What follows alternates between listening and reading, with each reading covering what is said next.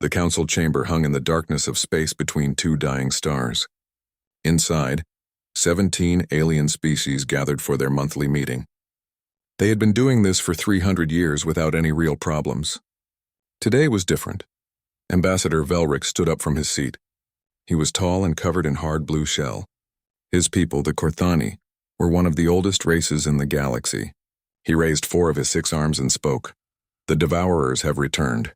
The room exploded into panic. Some aliens jumped from their seats. Others made scared noises in languages that didn't translate well. The Devourers were nightmare creatures from old stories. They ate entire worlds.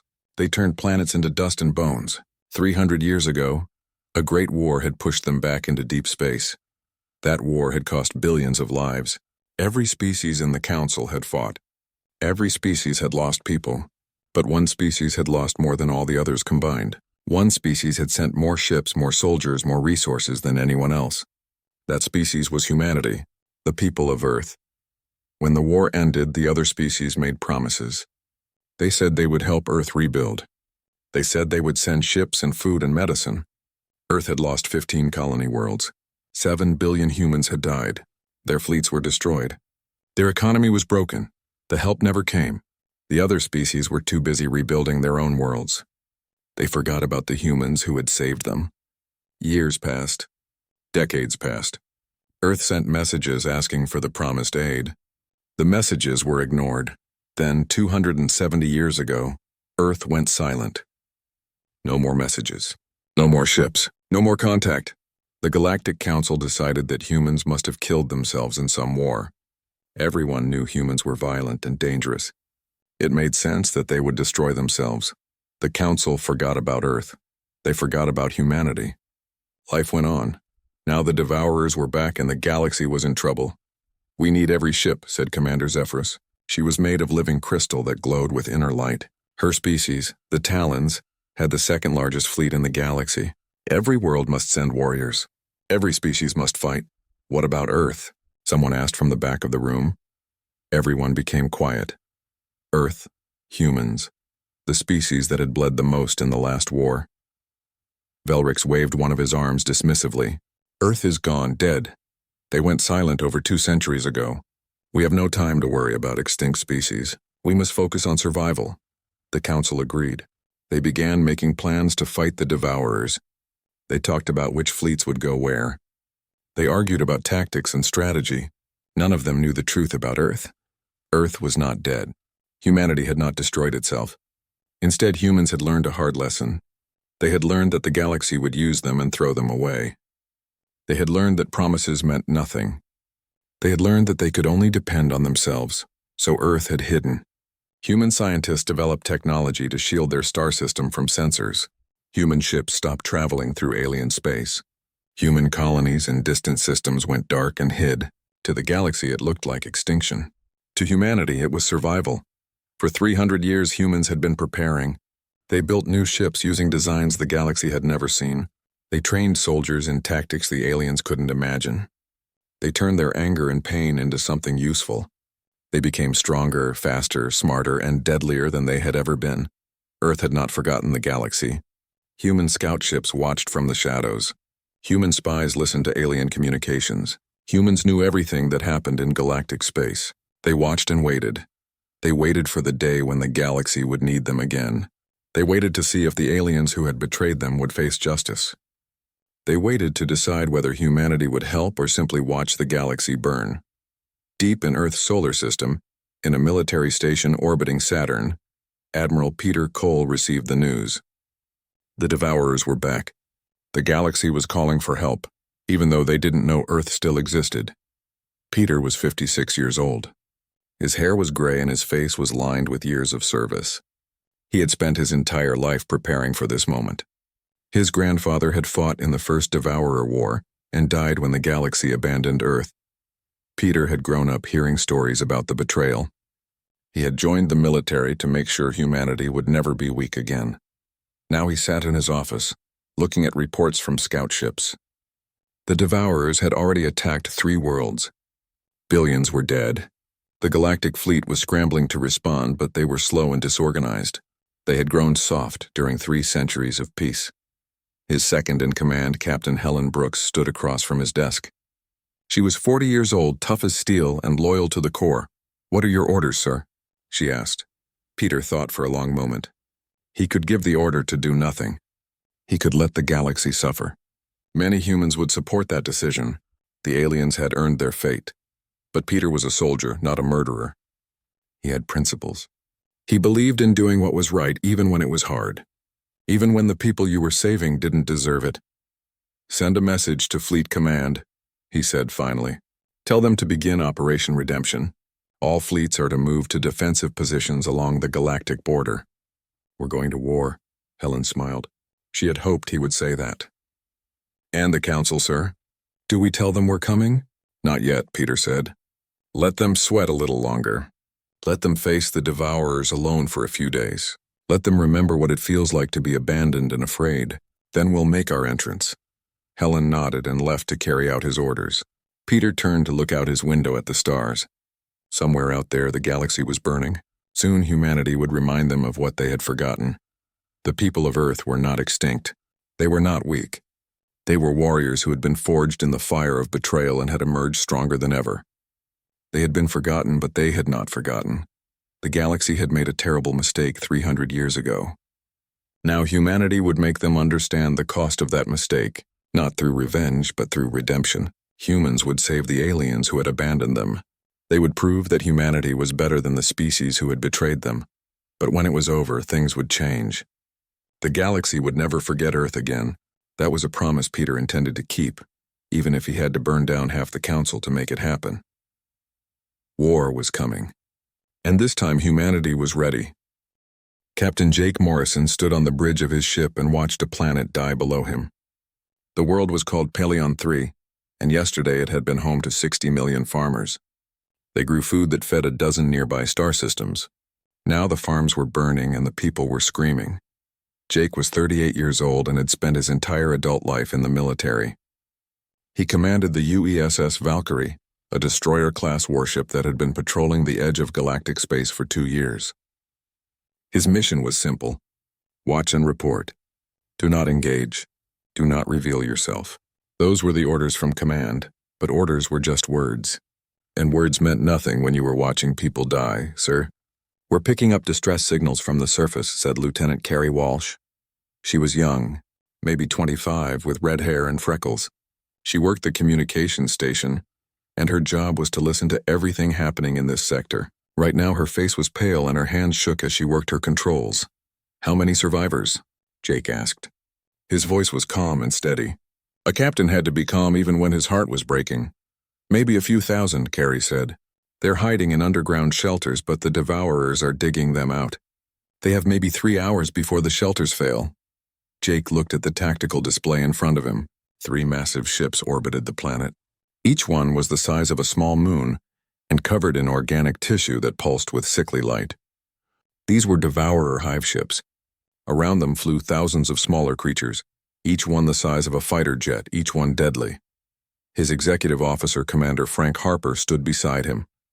Frank was older, maybe 50, with gray in his beard. He had fought in border skirmishes against pirates and smugglers, but never anything like this.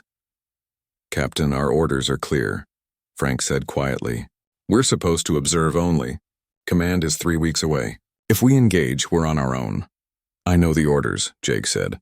He made his decision in about 2 seconds. "Helm, take us in. Full speed. Weapons, charge all railguns and prepare missile tubes. Carrie, send a flash transmission to Fleet Command. Tell them the Devourers are here and we are engaging. Tell them to send reinforcements." Frank looked like he wanted to argue, but he didn't. Instead, he smiled. "Well, if we're going to die, might as well die doing something worthwhile." The Valkyrie turned and accelerated toward the planet. She was beautiful, Jake thought. Sleek and deadly, painted dark gray to blend with space. Human engineers had spent 300 years perfecting ships like this. She had weapons the galaxy had never seen. She had shields that bent space itself. She had engines that could push her to speeds that would tear apart most alien vessels. The Devourers never knew what hit them. Jake came in fast and low, using the planet's gravity to slingshot around to the first hive ship. At point-blank range, his railguns opened fire. Metal slugs moving at a fraction of light speed punched through the organic hull like bullets through paper. The hive ship exploded in a ball of blue fire. The second hive ship tried to turn toward them, but Jake was already moving. He put the Valkyrie into a spiral, avoiding return fire, and hit the engines with a spread of missiles. The hive ship lost power and began falling toward the planet. The third hive ship released its swarm. 10,000 organic fighters poured out like angry insects and came straight at the human vessel. "Point defense," Jake ordered. His voice was still calm. The surface of the Valkyrie lit up with hundreds of laser turrets. Each one tracked targets independently, firing pulses of concentrated light that cut through organic tissue like hot knives through butter. The swarm died in waves. In less than 5 minutes, all 10,000 fighters were debris. The last hive ship tried to run, but Jake didn't let it. He chased it down and put 3 railgun slugs through its core. It died like the others. 25 minutes after the battle started, it was over. 3 hive ships destroyed. 1 human vessel with minimal damage. 0 casualties. Jake landed the Valkyrie near the largest shelter and opened the cargo bay. His Marines, led by Sergeant Kevin Price, secured the area while civilians were brought aboard. The Valorians who stumbled into the ship looked around in shock. They were covered in dust and blood. Some were crying. Others looked numb. One old female, her fur matted and dirty, stared up at Jake with wide eyes. "Who are you?" she asked in accented but understandable English. Jake removed his helmet. He had short brown hair and a scar on his left cheek from a training accident years ago. He smiled, but it was not a happy smile. "We're human," he said simply. "We're the people you thought were dead. We're the people the galaxy forgot about. But you saved us," the old Valorian said. "Why would you save us when we abandoned you?" Jake thought about that. He thought about his grandmother who had died during the famine years after the First War, when promised aid never came.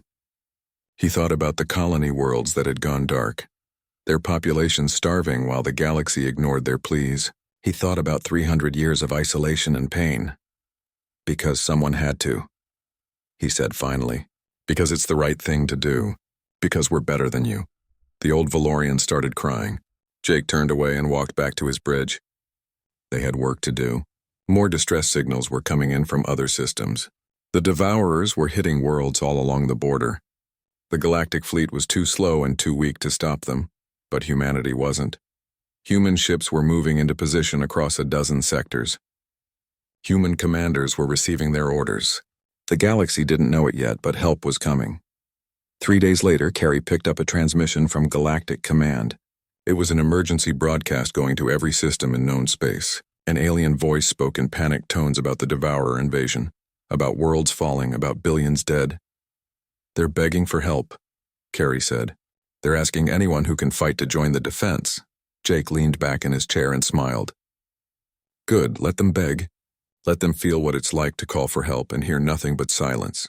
In a few days, Admiral Cole will make contact. Until then, we keep doing what we're doing. We save who we can and we kill every devourer we find." "And after?" Frank asked. "After we've saved them all and won the war?" "After," Jake said slowly, "the galaxy is going to learn that humanity doesn't forget. Not betrayal and not promises. We're going to make them remember who we are and what we can do. We're going to make them understand that you don't abandon your allies and expect no consequences." Frank nodded. "Sounds fair to me." The Valkyrie jumped to faster than light speed and headed for the next battle. Behind them, Pelion 3 began the long process of counting its dead and rebuilding. The survivors would tell stories about the mysterious ship that appeared from nowhere and saved them. They would talk about the humans who were supposed to be extinct but turned out to be very much alive. Those stories would spread. Word would get out. The galaxy would start to understand that something had changed, that humanity had returned, that the species they had forgotten was back and ready to remind everyone exactly why they should have been remembered all along. The Galactic Council met 48 hours after Pelion 3 fell. They gathered in their chamber between the stars and argued about what to do. In 2 days, they had lost 6 worlds. Billions of people were dead. Their fleets were scattered and losing every battle. Panic had set in deep. Ambassador Velrix was speaking about fleet deployments when every screen in the chamber suddenly turned on by itself. Security tried to shut them down, but nothing worked. The council members looked around in confusion and growing fear. Had the Devourers learned to hack their systems? Then a human face appeared on every screen, every monitor, every display. The face belonged to a man in his 50s with gray hair and hard eyes that had seen too much war. He wore a dark blue military uniform with silver insignia that nobody recognized. "My name is Admiral Peter Cole," the man said. His voice was calm and clear. "I am the Supreme Commander of the United Earth Space Forces. I am broadcasting this message to every system in the Galactic Network." The council chamber exploded into shocked conversation. "Humans. Alive. Impossible." "Silence," Velrix commanded, and the room grew quiet. They all stared at the screens. 300 years ago," Peter continued, "humanity fought beside you against the Devourers. We lost 7 billion people. We lost 15 colony worlds. Our fleets were destroyed. Our economy collapsed. We fought harder than any other species. We bled more than anyone." Some of the council members looked uncomfortable. They remembered the promises they had made, the promises they had broken. "When the war ended, you made us promises," Peter said. His voice grew harder. "You promised aid. You promised ships and food and medicine. You promised to help us rebuild. We believed you. We trusted you." Peter leaned forward and his eyes seemed to look directly at each council member. "You lied. You sent nothing. You ignored our messages. You forgot about us. You left us to die alone in the dark while you rebuilt your own worlds with the peace that our sacrifice had bought you." Velrix wanted to speak, to explain, to defend his people, but no words came out. How could he defend the indefensible? "So we disappeared," Peter said. "We hid ourselves from a galaxy that clearly did not want us. We cut all contact. We made you think we were extinct. And we spent 300 years becoming strong. Stronger than we ever were. Stronger than you can imagine." On the screens, Peter sat back in his chair. Behind him, through a window, the council members could see hundreds of ships. Human ships, an entire fleet. "Now the Devourers are back and you're dying," Peter said flatly. "Your fleets are too weak. Your tactics are outdated. Your warriors have grown soft during 3 centuries of peace. At your current rate of losses, the Devourers will consume the entire galaxy within 2 years. Every world, every species, everything you have built will become dust." Fear rippled through the chamber. They knew he was right. They had run the projections. They were losing badly. "We could let it happen," Peter said. "Many humans want exactly that. They want to watch you burn the way you watched us burn. They want you to feel the pain of being abandoned. They want justice for 300 years of betrayal." The council members looked at each other with growing dread. Would humanity really stand by and do nothing? Could anyone blame them if they did? "But we won't," Peter said, and several aliens sighed with relief. "We won't let you die because we are better than you. We remember what honor means. We remember what it means to stand together against darkness. We remember the oaths we took even when you forgot yours." Peter stood up and his image seemed to grow larger on the screens. "Humanity is coming. Our fleets are already moving to your borders. We will fight the Devourers. We will save your worlds. We will bleed for you again, even though you don't deserve it." Some of the council members started to speak, to express gratitude, but Peter held up his hand for silence. "But when this war is over, things will change. Here are our terms. First, humanity will have a permanent seat on this council with full voting rights. Second, all human colony worlds will be recognized as sovereign territory. Third, you will build a memorial on this station with the name of every human who died in the First War. Every single name. Fourth, the galaxy will never forget us again." Peter's eyes grew cold. "Those are the terms. Accept them or face the Devourers alone. You have 1 hour to decide. Cole out." The screens went dark. For a long moment, nobody spoke. Then everyone tried to speak at once. Some aliens were outraged at being given an ultimatum. Others were simply grateful that humanity was willing to help at all.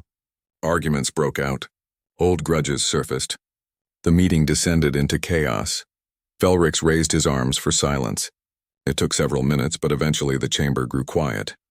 "We vote," Velrix said simply. "All in favor of accepting the human terms, signal now." One by one, lights appeared on the voting board. Green for yes, red for no. The vote was not even close. 15 species voted yes. 2 abstained. None voted no. "The measure passes," Velrix announced. "Send a message to Admiral Cole. Tell him we accept his terms. Tell him we are grateful for humanity's aid. Tell him we are sorry for what we did." A junior aide hurried to send the message. Velric sat down heavily in his chair. He felt old and tired, the weight of 3 centuries of guilt pressed down on him. Commander Zephyros spoke up, her crystal body pulsing with subdued light. What if they fail? What if even humanity cannot stop the Devourers? Then we all die together, Velric said quietly. But somehow I don't think humanity came all this way just to fail. They have been preparing for this moment for 300 years. I think the Devourers are about to learn that they made a terrible mistake by coming back. 3 hours later, long-range sensors picked up massive energy signatures at the edge of Council space, hundreds of ships dropping out of faster-than-light travel. The human fleet had arrived. On board his flagship, Admiral Peter Cole received the Council's acceptance of his terms. He allowed himself a small smile. Justice finally after 3 centuries. Not perfect justice, but better than nothing. Signal the fleet, he told his communication officer. All ships proceed to defensive positions. Operation Redemption is now active. We're going to remind this galaxy who we are. Lieutenant Karen Diaz, his communication officer, smiled as she sent the message. She was 26 years old and had never seen real combat before. But she was ready. Every human was ready. They had been training for this their whole lives. Sir, she said, the fleet is responding. All captains report ready for combat. Good, Peter said. He looked out at the stars and thought about his grandfather, who had died fighting the Devourers 300 years ago. Grandfather, he whispered. We're back, and this time we're going to finish what you started. The human fleet moved forward into galactic space. Behind them, Earth and its colonies watched and waited. Ahead of them, the Devourers were burning worlds, and between them stood a galaxy that had finally remembered what it had forgotten. Humanity had returned. The war was about to turn, and nothing would ever be the same again. The Battle of Korthax Prime would be remembered forever as the day the galaxy learned to fear humanity again. Korthax Prime was the home world of the Korthani people. It was a beautiful planet with vast oceans and gleaming cities. 3 billion Korthani lived there in peace and prosperity. They had art museums and universities and parks where children played. It was everything a civilization could hope to achieve. Then the Devourers came. The enemy fleet that dropped into orbit was the largest concentration of Devourer forces ever recorded. Over 200 hive ships, each one massive and terrible. They had come to make an example of the Korthani homeworld. They had come to show the galaxy that resistance was pointless. The Korthani defense fleet rose to meet them. 300 ships armed with the best weapons the Empire could build, crewed by warriors who would die before they let their home fall. They fought with courage and honor and skill. They lasted 17 minutes. The Korthani ships were simply outmatched. The Devourer hive ships tore through them like they were made of paper. Defense stations were destroyed. Orbital platforms burned. Within 20 minutes of the battle starting, there was nothing left to defend the planet. The Devourers began their descent to the surface to begin the harvest. That was when humanity arrived. The human fleet that exploded out of faster-than-light travel was like nothing the galaxy had ever seen. 500 warships, each one bristling with weapons, each one moving with perfect coordination. They came in fast and aggressive, already firing before they had fully materialized. Leading them was the UESS Apocalypse, Admiral Peter Cole's flagship. It was a monster of a ship, 3 kilometers long and covered in weapon ports. Just looking at it made people afraid. All ships, this is Admiral Cole. Peter's voice rang out across the fleet communication channels. The galaxy forgot about us once. Today we remind them why that was a mistake. Today we show them what happens when you abandon humanity. Today we show the Devourers that they picked the wrong species to fight. All ships, weapons free. Send them to hell. What followed was not a battle. It was a massacre. Human railguns fired solid metal slugs at speeds close to the speed of light. When they hit a hive ship, they punched clean through, leaving holes the size of houses. Human missiles released clouds of smaller warheads that swarmed enemy vessels and detonated in precise sequences to cause maximum damage. Human beam weapons cut through organic armor like it wasn't even there. The Devourers had never faced anything like this. In the first war, 300 years ago, human weapons had been good but not great. Now they were devastating. 3 centuries of focused military development had turned humanity into a killing machine. Captain Lisa Morgan commanded the destroyer UESS Defiant. She was 32 years old with short black hair and cold blue eyes. Her ship was smaller than most of the fleet, built for speed and close combat. She led her squadron straight into the heart of the enemy formation like a knife. "Target their neural centers," she shouted to her weapons officer, Lieutenant Greg Foster. "Make these things feel every hit." Her squadron followed her in, 6 destroyers moving in perfect formation. They wove between the massive hive ships, too fast and agile for the devourers to track. Every pass left another enemy vessel crippled or destroyed. Within an hour, Lisa's squadron alone had taken out 30 hive ships. Above the planet, Commander Danny Price led a wing of atmospheric fighters against the devourer swarm. Thousands of organic fighters poured from the hive ships, trying to overwhelm the human vessels with numbers. It didn't work. Danny was 29 years old and had been flying fighters since he was 18. He knew his ship like it was part of his body. When a devourer organism came at him, he rolled inverted, let it pass underneath, and lit it up with his cannons. The alien fighter exploded. "Come on!" Danny yelled into his radio. "Is that all you got? My grandmother flies better than you, and she's been dead for 50 years. His wingman, Lieutenant Amy Cole, laughed. She was the Admiral's daughter, 25 years old and deadly in a cockpit. "Focus, Danny. We've got 100 more coming in on our 6. "I see them," Danny said. He pulled his fighter into a tight turn that would have killed most pilots from the G-forces. His flight suit kept him conscious as he came around behind the pursuing swarm. Weapons hot. Fox 3. A missile launched from under his wing and tore into the packed formation of Devourer fighters. The explosion took out 20 of them. Danny and Amy finished off the rest with their cannons. The battle raged for 6 hours. Human ships fought with a coordination and precision that came from decades of training. Every captain knew their role. Every pilot knew their job. They had practiced this scenario 1,000 times in simulators. Now they executed it perfectly in reality. The Devourers tried every tactic they knew. They tried to swarm human vessels with numbers. The point defense systems cut them down. They tried to ram human ships. The shields held and the impacts destroyed the hive ships. They tried to retreat. The humans chased them down and killed them anyway. When it ended, every Devourer vessel was destroyed. Not one escaped. 200 hive ships reduced to debris and corpses. The human fleet had lost 43 ships and 15,000 warriors. It hurt, but it was worth it. Korthax Prime was saved. 3 billion Korthani civilians were alive because humanity had come. The defense fleet was gone, but the planet survived. Admiral Peter Cole stood on his bridge and watched the last hive ship die. He felt tired and old. 15,000 of his people were dead. He would write letters to their families later. For now, he had work to do. "Sir, incoming transmission from the planet's surface, Key," said Lieutenant Karen Diaz.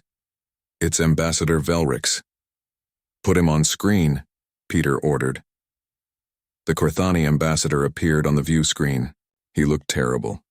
His blue shell was cracked and dusty. One of his arms was bandaged. He had been down on the planet's surface when the attack came. "Admiral Cole," Velrix said. His voice shook with emotion. "My people owe you a debt we can never repay. You saved us. After everything we did to you, after we abandoned you and left you to die, you still came. You still saved us." Peter looked at the alien for a long moment. He thought about all the reasons he could have let Korthax Prime burn. All the justifications for revenge. All the anger he had carried for years. "We didn't do it for you," Peter said honestly. "We did it because it was right. Because someone had to.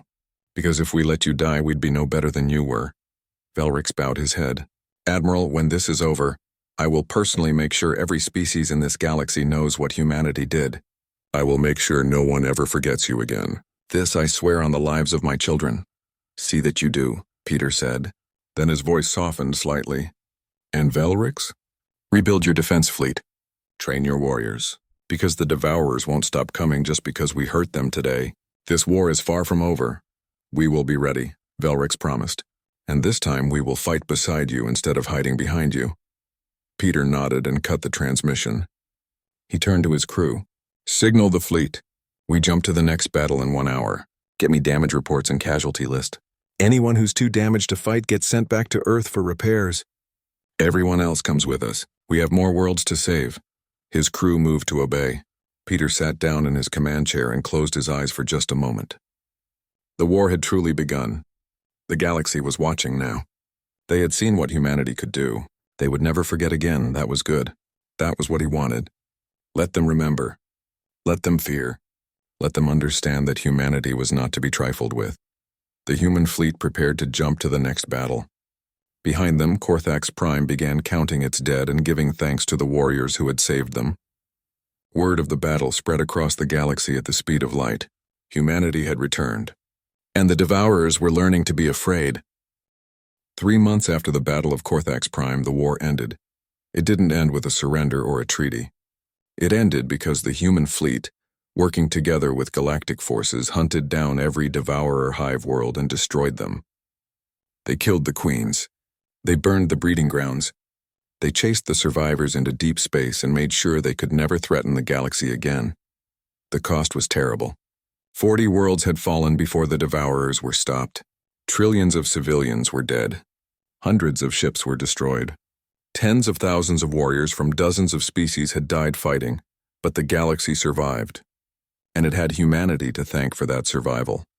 The ceremony was held on Unity Station, a massive space habitat that served as the home of the Galactic Council. The station had been expanded to make room for new council chambers. A new seat had been added at the head of the table, positioned where everyone could see it. Admiral Peter Cole sat in that seat now. He wasn't wearing his military uniform anymore. Instead, he wore formal diplomatic robes in dark blue, the color of Earth's oceans. Beside him sat Captain Jake Morrison, Commander Lisa Morgan, and a dozen other human representatives. Each one had fought in the war. Each one had earned their place here. Across from them sat the leaders of 17 alien species. Some Peter recognized from battle reports. Others he knew only from intelligence briefings. All of them looked different than they had 3 months ago. The war had humbled them. It had taught them lessons they should have learned centuries ago. Commander Zephyros stood up. Her crystalline body glowed with solemn light as she spoke. The Council of United Species hereby recognizes the sovereignty of the United Earth Territories. All human colonies are acknowledged as independent and self-governing. All human rights are to be respected by all member species. And humanity is granted a permanent seat on this council with full voting privileges on all matters. The other council members voiced their agreement. Some sounded happy about it. Others sounded resigned. None of them dared to object. Peter nodded slowly. On behalf of humanity, we accept. But there's one more thing we require. The council members tensed slightly. What else did the humans want? A memorial, Peter said quietly. Here on this station. A wall with the names of every human who died fighting the Devourers 300 years ago. Every name, every world they came from, every ship they served on, so that no one ever forgets what we sacrificed the first time. Ambassador Velric stood up immediately. It will be done, Admiral. But not just human names. Every species that fell in both wars will be remembered on that wall. Every warrior who gave their life to protect others deserves to be honored. Peter thought about that for a moment, then nodded. Agreed, that's fair. The formal ceremony continued for another 2 hours. There were speeches about unity and cooperation. There were treaties to sign and agreements to make. There were promises about shared technology and mutual defense. Peter sat through it all with patience. He had learned long ago that politics was just as important as military victory. You could win every battle and still lose the war if you didn't secure the peace afterward. When it was finally over, the council members dispersed to their ships and homeworlds. The humans remained behind for a few minutes, talking quietly among themselves. Jake Morrison walked over to where Peter stood, looking out a window at the stars. Do you think it will last? Jake asked. The peace, I mean. Do you think they've really learned? Peter considered the question carefully. I don't know, maybe. People forget things over time. Pain fades. Memories grow dim. In another few centuries, maybe they'll forget again what happens when you abandon your allies. Then we'll remind them again. Jake said simply. Peter smiled. Yes, I suppose we will. 6 months later, the memorial wall was completed. It stretched for a full kilometer along Unity Station's main promenade. The surface was polished black stone imported from Earth itself. Engraved on that stone were billions of names in hundreds of languages. Commander Danny Price stood before the wall, running his fingers over the names of human warriors who had died 300 years before he was born. So many names. So many lives cut short. So many families destroyed. Thinking deep thoughts? Asked a voice beside him. Danny turned to see Admiral Lisa Morgan. She had been promoted after the war. and now served as humanity's chief military liaison to the Council. Her job was to make sure the other species kept their promises and remembered their obligations. Just remembering why we do this, Danny said. Why we fight. Why we came back even after they abandoned us. Because it's who we are, Lisa said simply. We're human. We don't abandon people who need help, even when they've wronged us. Even when they don't deserve it. We're better than that, are we though? Danny asked. Sometimes I wonder if we should have just let them burn. Would have been easier. Would have been justified. Lisa shook her head. Easier isn't always right. Justice isn't always about revenge. Sometimes being better than your enemies means helping them even when they've hurt you. That's what separates us from the devourers. We can choose mercy. They can only destroy. They stood together in silence for a while, two warriors among thousands. Two humans among trillions of aliens who now walked the station promenade and stopped to read the names on the wall. A young Korthani child, maybe 8 years old, stood nearby with his father. The child was reading names aloud, sounding out the unfamiliar syllables of human names. His father listened patiently and answered questions about who these people were and why they had died. Danny watched them and felt something ease in his chest. Maybe it would be okay. Maybe the galaxy really would remember this time. Maybe the next generation would grow up knowing that humanity had saved them and would teach their children the same. Or maybe in a few hundred years the cycle would repeat. The galaxy would grow comfortable again. They would forget the sacrifices. They would make promises they wouldn't keep. But if that happened, humanity would be ready. They would always be watching. They would always be prepared. And if necessary, they would remind the galaxy again of what it meant to cross them. Above Unity Station, human ships patrolled the borders in shifts. Below on Earth, new warriors trained in academies on every continent. In the colonies, factories built new vessels and new weapons. Humanity had rejoined the galactic community, but they had not grown soft. They would never make that mistake. Admiral Peter Cole stood in his new office on Unity Station and looked at a picture on his desk. It showed his grandfather in the uniform of the old Earth fleet, the one from 300 years ago. The man in the picture was young and proud, ready to fight for something bigger than himself. Peter touched the frame gently. We did it, grandfather. We made them remember. We made them pay for what they did. And we saved them anyway because that's what you would have wanted. That's what makes us human. He turned to look out his window at the stars. Somewhere out there, the Devourers were regrouping in the darkness between galaxies. They would be back someday. Maybe not for centuries, but they would return. When they did, the galaxy would face them again. But this time would be different. This time humanity would be at the table from the start. This time the promises would be kept. This time no one would be forgotten or abandoned. The galaxy had made that mistake once. They had forgotten Earth and paid a terrible price for that forgetting. Now they would carry that lesson forward into whatever future awaited them. Humanity had returned from the shadows. They had descended from the stars as warriors and saviors. They had proven that they were not extinct, not weak, not broken. They had proven that betrayal would not destroy them, and isolation would only make them stronger. The galaxy forgot them once, but Earth remembered, and in that remembering, in that refusal to give up or give in, humanity had saved everyone. That was the story that would be told for generations. That was the truth that would be taught to children of every species. That was the lesson that would echo through the ages. Never forget those who fight for you. Never abandon your allies. And never ever underestimate humanity. Because when you need them most, when darkness comes and hope fades, humans will be there. Not because you deserve it. Not because you've earned it. But because that's what humans do. They remember. They endure. And they never abandon those in need. Even when they've been abandoned themselves. That was humanity's gift to the galaxy. Not weapons or technology or military might, but the simple, profound truth that some things matter more than revenge. Some things matter more than justice. Some things matter more than being right. Sometimes being better than your enemies is enough. Sometimes saving lives is its own reward. Sometimes doing the right thing is the only thing that matters. The galaxy had learned that lesson the hard way. They had learned it through fire and blood and 300 years of guilt. But they had learned it, and they would never forget again.